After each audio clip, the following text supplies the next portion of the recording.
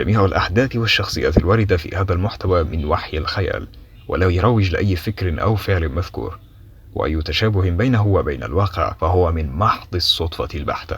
يعني مش قوي، شوي. عاملش في حاجة ازاي يعني؟ بص عليك بتاع انت تخصني.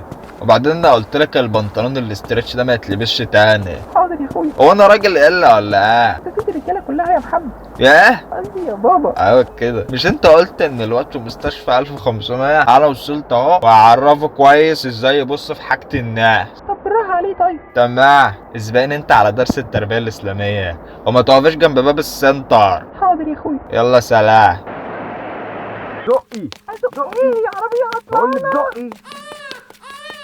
مبروك يا معلم، جالك طفل زي القمر، وشكله هيبقى فتحة خير عليك في المستقبل. شكله عسول قوي قوي. واخد مناخيرك. دي احسن حاجه حصلت لي في حياتي بجد. استحالة يأذي حد. أنا أسميه أحمد منير. بابا هو انت باباك فين؟ ايه السؤال العشوائي ده يا حمد؟ ايوه فين بقى؟ هو يعني جدك كان معانا بس ما بقاش معانا. ايه سافر؟ لا، هو ربنا افتكره وطلع فوق، فاحنا بقى بندعي له بالرحمة واحنا بنصلي، بنزور قبره. مات يعني؟ يعني باباك ميت؟ اصل صاحبي القصي باباه عنده اب عادي، فانا قلت اسالك اقعد معاه شويه بس ما عادش ينفع بقى خلاص. الله يرحمه يا رب. ادعي له يا ابني بالرحمة. ازيك يا عمو عامل ايه؟ ازيك يا قصي يا حبيب؟ بابا عامل ايه؟ بابا كويس الحمد لله يا عم. جد طلع ميت؟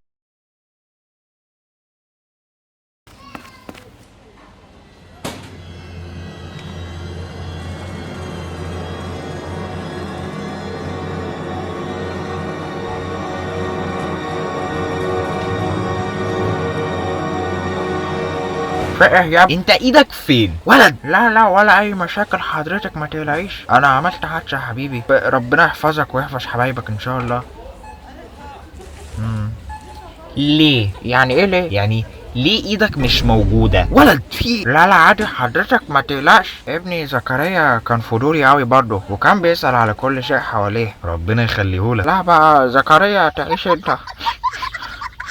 لا حول ولا قوة الا بالله. يعني ابنك ميت وبقى ما عندكش ابن وعملت حادثة وبقى ما عندكش ايد. هما ليه بيتضايقوا مني؟ انا بس بقول اللي بشوفه، اكيد مش قصدي ازعل حد مني. وايه الصوت ده؟ ست بتعيط. يمكن احاول اخليها مبسوطة بدل اللي زعلتهم مني النهاردة. مالك يا طنط في ايه؟ يا حبيبي يا ابني شكلك متربي قوي، قلبك النقي ما يرضاش الزعل على بني ادم. مفيش حاجه يا حبيبي، بس هي شويه مشاكل وهتروح لوحدها. زي ايه طيب يا طنط؟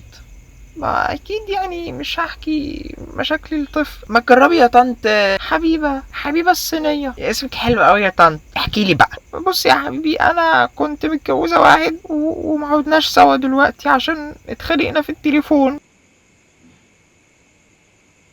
يعني طلقك؟ ايه يعني انت دلوقتي مطلقه وقاعده في الشارع؟ انت ازاي تقول كده؟ بهزر معاكي يا طنط، كملي. شويه ضغوطات شغل برضو.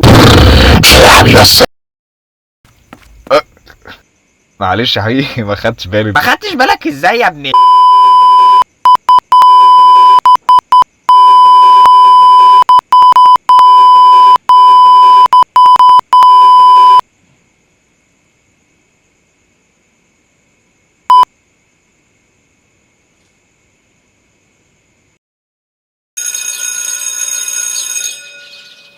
حضراتكم منوريني النهارده في المكتب. ده نورك يا استاذنا. خير ان شاء الله، كله خير يا وشوش الخير. ابنكم ولد مميز جدا الحقيقه، شاطر في فصوله ودرجاته عاليه وولد طموح جدا جدا. يا عم قلقتني. طب كنت بعتلي الكلمتين دول على الواتساب. بس انا مش جايبكم النهارده عشان امدح في ابنكم احمد، الشكاوي عليه كتيره جدا.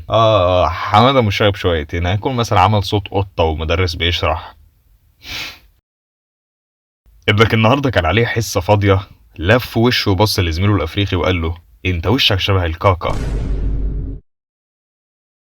يمكن قصده اللعيب كاكا البرازيل، وكمل وقال انت تستاهل جايزة اسود واحد في الفصل.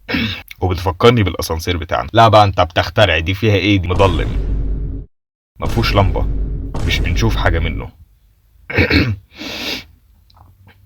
وفي نفس اليوم راح لزميله وقال له يا تخين. طب يمكن فعلا الواد فعلا تخين، صدره مدلدل وحالته صعب. بس مش دي القضيه بتاعتنا. ابنكم لسانه فالت، بيقول اللي بيحسه على طول بدون اي تعاطف، وده طبيعي بما انه لسه طفل، فمحتاجين تتعاملوا مع الموضوع ده في اقرب وقت ان شاء الله. ومتاسفين جدا جدا على اي ازعاج، ده تقصير مننا. الولد كل ما يشوفني في الممر يقول لي انت متحمس على درجه كام، وبيقعد يقشر في دراعي.